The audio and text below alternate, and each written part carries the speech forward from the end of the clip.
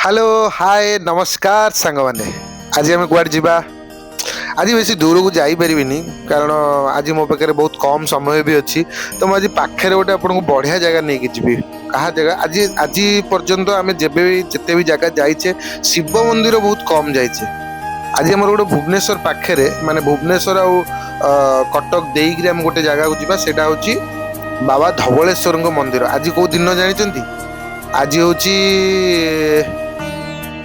धनु संक्रांति बहुत ही शुभ दिन बहुत ही बढ़िया दिन आम बर्तमान नंदनकानन क्रॉस कर सारूँ कारण आज आम भुवनेश्वर पटिया बाट देकी बाहर नंदनकानन क्रॉस कर सारूँ यपटे गले आपंकर कटक आसो कटक रू आमको लेफ्ट नेले आसीज रास्ता हूँ धवलेश्वर मंदिर धवलेश्वर मंदिर हूँ शिवंग मंदिर आपको गोटे नुआ एक्सपीरियंस मिले नुआ जगह देखा पाए मुझे जानी बहुत लोग देखी थे कारण धनु संक्रांति में बहुत भिड़ हुए एमती भी बहुत जगह भिड़ हुए देखो आम ये बर्तमान आठगड़ माँ चर्चिका पीठ सब यहीपटे ही पड़ो तो आम से रास्तार जाऊँ जो मैंने मत भी फॉलो करेंगे मो यूट्यूब चैनल को फॉलो कर देखिए देखो ये ब्रिज गोटे आसीज से पूरा रास्ता मुझे देखई दूसरी तो आप आराम से जापर कौन प्रकार आपंकर असुविधा हेनी यहाँ कटक और भुवनेश्वर को जोड़ुवा ब्रिज जोटा को त्रिशूलिया ब्रिज कहुच्छी गोटे बहुत आप डायरेक्ट जाकि हाईकोर्ट पाखे बाहर हाईकोर्ट पाखे गले आप लेफ्ट को जी गले सीडीए आसो सीडीए रू आप रास्ता पूरा सब जगह मराई कि बाबा पीठ को जीवा बाबा धवलेश्वर रास्ता सब लखाई आप देखिए आराम से जापर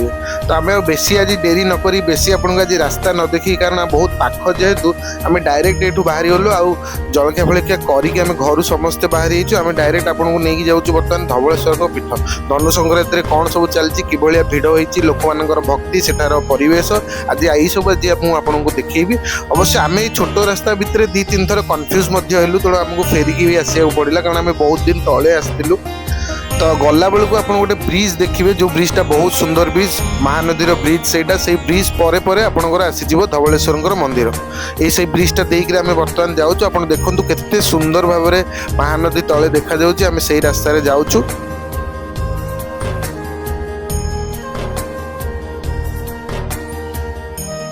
आपण ओडिशा रे जुआड़ी जी भरपूर नेचर पाइबे भरपूर काम पाइबे जोटा कि आमर जो सरकार माने सब अच्छी सब बढ़िया से सुंदर भाव में मंदिर जगह गुड़ाक ब्रिज कर देइचंती रास्ता भल कर देइचंती लोकों जीवा आसिया यातायात सुविधा कर देइचंती आमे पाखापाखि हो गलुनी आ मात्र 2-3 किलोमीटर एठू धवलेश्वर मंदिर देखो ये आम आसिक पहुँची गलु धवलेश्वर पाखक आम लेफ्ट टर्न नौचु ये लेफ्ट रे जस्ट 1.5 किलोमीटर गलापर आपंकर बाबा धवलेश्वर मंदिर आसीगला आमर बर्तमान बाबा धवलेश्वर ओम श्री श्री धवलेश्वराय नव आज धनु संक्रांति भिड़ बहुत अच्छी देखो बाहर भोगर दुकान लगी खजा बुंदिया बहुत प्रकार विभिन्न प्रकार भोग आ मंदिर भीतर को नहीं कि जाऊँ बाना भोगर विभिन्न दुकान सब बाहर लगे आज भिड़ टी अधिका अच्छी जेहेतु धनु संक्रांति और पाखापाखि बर्तमान भी 12टा बाजीगला आम गाड़ीटा को जाऊँ पार्किंग रखीदे पार्किंग भीतर को पशिला बेलू आम देखिलु नंदी भृंगी दीटा कला बलद धला बलद दीटा मूर्ति अच्छी मुझे तार वीडियो करदेली भाई आमर बसी पड़ते सामने धला बलदर मुह देखाऊनी आगू को देखी देखो पार्किंग बर्तमान गाड़ी रखा आसलु गाड़ी देखिए आप जापे पीठर आज कौ भाया भिड़ होती बहुत ही भिड़ होती आम बर्तमान बाहरी गलु चली चलिकी आपको गोटे ब्रिज देकर जावाक पड़ो से ब्रिज उपर सब लोक मैंने गाड़ी थोक ये चली चलिकी जाऊँ कारण से ब्रिज उपर आ गाड़ी अलाउड नुह से ब्रिजटा भी से महानदीर ब्रिज दी साइड रे आप सुंदर भाव में महानदी की देखिपारे किसी लोक तले जो आमर अच्छी तुठ जगहटा से गाधुआ पाधुआ कर रास्ता सारा ये देखु फल छुआ खेलना विभिन्न प्रकार जिनस बिक्री होची आज टी अधिका लोक आसी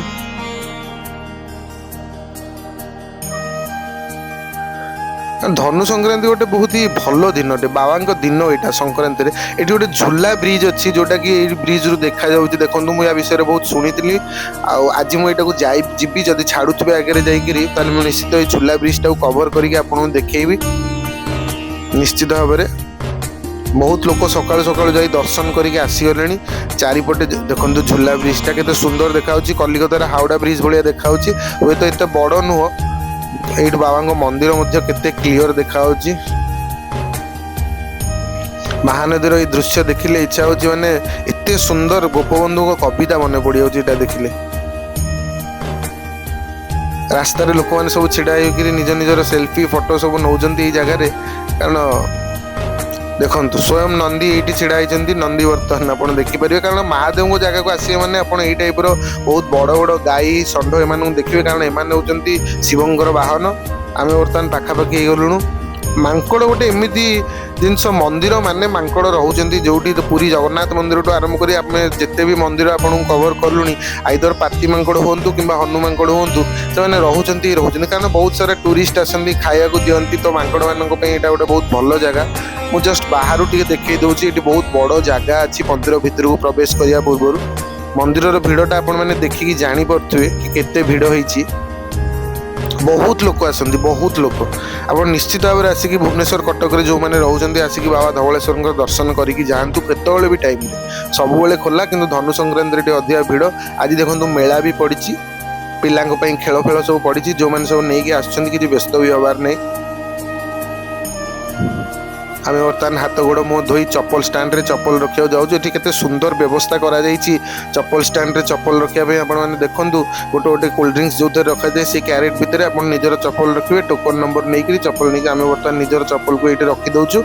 ହାତ ଗୋଡ଼ ଧୋଇକିରି ଆମେ ଭିତରକୁ ଏଣ୍ଟ୍ରି କରିବୁ। ସବୁଥର ଭଳିଆ ମୁଁ ତ କେବେ ବି ମନ୍ଦିର ଭିତରେ ଯାଇକି ଠାକୁରଙ୍କର ଏକ୍ଜାକ୍ଟ ଫଟୋ ଉଠାଇବା ଆଲାଉଡ଼ ନୁହେଁ, କିନ୍ତୁ ଆଖପାଖର ଯେଉଁ ପରିବେଶ, ମାନେ ଯେଉଁ ଭଳିଆ ଭବ୍ୟ ପରିବେଶ ଥିବ, ଯେଉଁ ଭଳିଆ ସୁନ୍ଦର ପରିବେଶ ଥିବ, ସେଗୁଡ଼ା ସବୁ ମୁଁ ଆପଣଙ୍କୁ ଆଜିର ବ୍ଲଗ୍ରେ ଦେଖେଇବି। ବହୁତ ଲୋକ ମଧ୍ୟ ଅଛନ୍ତି। ଗଲାବେଳକୁ ଗୋଟେ ଶିବ ପାର୍ବତୀ କୈଳାସ ଉପରେ ବସିଛନ୍ତି, ତାର ଗୋଟେ ବହୁତ ସୁନ୍ଦର ମୂର୍ତ୍ତି ହେଇଛି। ଦେଖନ୍ତୁ ଏଇଟା ହେଉଛି ମନ୍ଦିରର ଏଣ୍ଟ୍ରାନ୍ସ। ୟା ବାହାରେ ମଧ୍ୟ ବହୁତ ଗୁଡ଼େ ଦୋକାନ ବଜାର ହେଇଛି, ଫଳ ଦୋକାନ ମଧ୍ୟ ବହୁତ ହେଇଛି। କଇଥ, କାକୁଡ଼ି, କମଳା ସବୁ ଜିନିଷ ଏଇଠି ଆଭେଲେବୁଲ୍। ଆମେ ବର୍ତ୍ତମାନ ମନ୍ଦିରକୁ ଦେଖନ୍ତୁ କେଉଁ ଭଳିଆ ଲାଇନ୍ ଲାଗିଛି। ବହୁତ ହି ସୁନ୍ଦର ପରିବେଶ, ସମସ୍ତେ ଭକ୍ତିରେ ଅଛନ୍ତି ଏଠି। ମୁଁ ସବୁ ପାର୍ଶ୍ୱ ଦେବାଦେବୀ ମଧ୍ୟ ଆପଣଙ୍କୁ ଦେଖେଇବି, ଦୀପ ଲଗେଇବାର ବ୍ୟବସ୍ଥା କିପରି ଦେଖେଇବି। ମନ୍ଦିର ଭିତରୁ ତ କ୍ୟାମେରା ଆଲାଉଡ଼ ନୁହଁ, ମୁଁ ମଧ୍ୟ ଯାଇକି ଦର୍ଶନ କରିଦେବି। ଏଇଠି ଘଣ୍ଟି ଅଛି। ଲୋକମାନେ ଆଜି ଯେହେତୁ ସଂକ୍ରାନ୍ତି, ବହୁତ ଲୋକ ଲାଇନରେ ଲାଗିକି ଅଛନ୍ତି। ଆପଣ ଏଇଠିକି ଆସିଲେ ମଧ୍ୟ ଆପଣଙ୍କର ଏଇଠି ଗୋଟେ ଭକ୍ତିର ମନୋଭାବ ସୃଷ୍ଟି ହେବ ନିଶ୍ଚିତ ଭାବରେ। ଦେଖନ୍ତୁ ଛୋଟ ଛୋଟ ଛୁଆମାନେ ମଧ୍ୟ ଯାଇକିରି ଧବଳେଶ୍ୱରଙ୍କୁ ଭିତରକୁ ତ ବେଶୀ ସୁଟିଂ କରିହେବନି, ମୁଁ ମଧ୍ୟ ଏଇ ଲାଇନରେ ଲାଗିକି ଦର୍ଶନ କରିକି ପଳେଇ ଆସୁଛି। ତାପରେ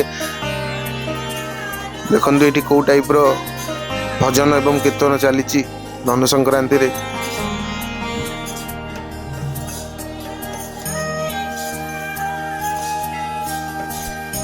ଆପଣ ଯେତେକ ମନ୍ଦିର ଆପଣ ବୁଲିବାକୁ ଯିବେ, ସବୁବେଳେ ଗୋଟେ ଭବ୍ୟ ପରିବେଶ ପାଇବେ, ଗୋଟେ ସୁନ୍ଦର ମାହୋଲ ପାଇବେ। ଠାକୁରଙ୍କ ଦର୍ଶନ, ମନୋବାଞ୍ଛା ପୂରଣ କରିବାକୁ ହେଲେ ଆପଣ ଏଇଠି ବାନ୍ଧି ପାରିବେ, ଦୀପ ମଧ୍ୟ ଏଇଠି ଲଗେଇ ପାରିବେ। ପାର୍ଶ୍ୱ ଦେବାଦେବୀ ଦେଖନ୍ତୁ ଏଇଠି ସମସ୍ତେ ଅଛନ୍ତି। ପାର୍ଶ୍ୱ ଦେବାଦେବୀଙ୍କ ପାଖରେ ମଧ୍ୟ ଦୀପ ଲାଗିଛି।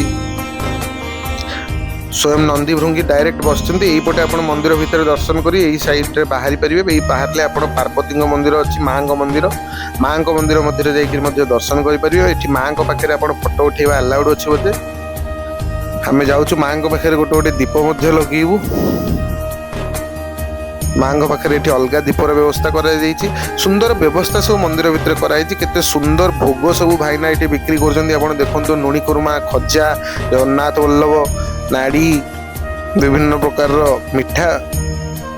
ଧନୁ ମୁଆଁ, ଯେହେତୁ ଆଜି ଧନୁ ସଂକ୍ରାନ୍ତି, ସବୁ ଜାଗାରେ ଆପଣ ଦେଖିବେ ଆଜି ଧନୁ ମୁଆଁ ଠାକୁରଙ୍କ ପାଖରେ ବହୁତ ପୂଜା ହୁଏ। ଏଇଟା କେବଳ ଆମ ଓଡ଼ିଶାର ଗୋଟେ ଖାସିୟତ କି ଆମର ମୁଆଁ ଗୋଟେ ଜିନିଷ ମିଳେ, ଧନୁ ମୁଆଁ। ଦେଖନ୍ତୁ ମୋତେ ତ ଏଇସବୁ ଜିନିଷ ଦେଖିକି ଲୋଭ ଲାଗେ। ମନ୍ଦିରଟି ମୁଁ ପୁରା ଆପଣମାନଙ୍କୁ ଦେଖାଉଛି। ଏଇଟା ଦେଖନ୍ତୁ ବାବା ଧବଳେଶ୍ୱରଙ୍କ ମନ୍ଦିର। ବହୁତ ଲୋକ ମଧ୍ୟ ଆଜି ଆସିଛନ୍ତି। ଚାରିପଟେ ଭାଇନାମାନେ, ନନାମାନେ ବସିଛନ୍ତି, ତାଙ୍କର ଭୋଗ ସବୁ ଅଛି। ଆପଣମାନେ ଯଦି ଭୋଗ ଖାଇବାକୁ ଚାହୁଁଛନ୍ତି ନନାମାନଙ୍କ ପାଖକୁ, ଭାଇନାମାନଙ୍କ ପାଖକୁ ଯାଇପାରିବେ। ଏଇପଟେ ଆପଣ ପ୍ରସ୍ଥାନ କରି ଝୁଲା ବ୍ରିଜ୍ ପାଖକୁ ମଧ୍ୟ ଯାଇପାରିବେ। ଆମେ ମନ୍ଦିର ଭିତରେ ବର୍ତ୍ତମାନ ଦର୍ଶନ କରିକି ପଳେଇ ଆସିଛୁ। ଆମେ ଭାବୁଛୁ ବର୍ତ୍ତମାନ ଝୁଲା ବ୍ରିଜ୍ ପାଖକୁ ଟିକେ ଯିବୁ।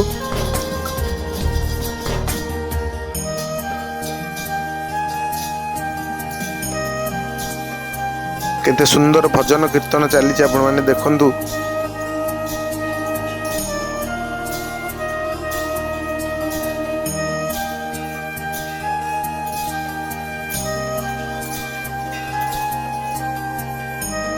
এইଠି ଆପଣ ନିଜେ ଦର୍ଶନ ମଧ୍ୟ କରିପାରିବେ ଧବଳେଶ୍ୱରଙ୍କର ମନ୍ଦିରର ଜଷ୍ଟ ମନ୍ଦିର ସାମ୍ନାରେ ବାହାରେ। ଆପଣ ଏଇଠି ଆପଣ ବେଲପତ୍ର ଦେଇପାରିବେ, କାରଣ ଭିତରେ ବହୁତ ଭିଡ଼ ହେଉଛି। ଭିତରେ ବହୁ ଭୋଗ ରଖାଯାଉନି ଆଉ, ତ ସେଇ ସବୁ ଜିନିଷ ବାହାରେ ନନାମାନେ ସାଧନ କରୁଛନ୍ତି ଏଇଠି। समस्त को ये भोग दौरान पादुक दौरान मुंडे चंदन तिलक लगाउछन्ती जहाँ भी आपणकर मनोवांछा अच्छी आप ठाकुर को मुंडिया मारिकी करेंगे। पार्श्व देवादेवी मंदिर राम लक्ष्मण सीता मंदिर एपटे गोपाल मंदिर गोपाल राधा मंदिर गरुड़र मंदिर नृसिंहर मंदिर ये विभिन्न प्रकार पार्श्व देवादेवी बाबा धवलेश्वर पाखे अच्छी आप आसिले भव्य परिवेश मध्य समस्त को दर्शन करें। बहुत भल से दर्शन हो पार जेहेतु संक्रांति धनु संक्रांति गोटे बहुत बड़ दिन आज लोक मान लाइन लगी। आज बहुत सारा नना मैंने मंदिर टी आप बाहर देखु कि देखा जाए बहुत सुंदर देखा जाए मंदिर में बाना बांधिकी जस्ट भाईना बर्तमान ओह्लैले मंदिर बाहर बाहर आप देखिपारे बहुत सारा खाଇବା दुकान अच्छी आपको जब भोक लगुव आप मंदिर भीतर जब आपको भोक लगी दर्शन सारिक आसला आप बाहर बहुत सारा दुकान बजार अच्छी से खाईपारे। आम बर्तमान चप्पल स्टैंड रू चप्पल नहीं पलैबू चप्पल नहीं आम से झूला ब्रिज जोटा मुझे कही आज देखे बोली झूला ब्रिज से झूला ब्रिज पाखक जीव देखो ये कईथ कमला काकुड़ी सब मिलूँ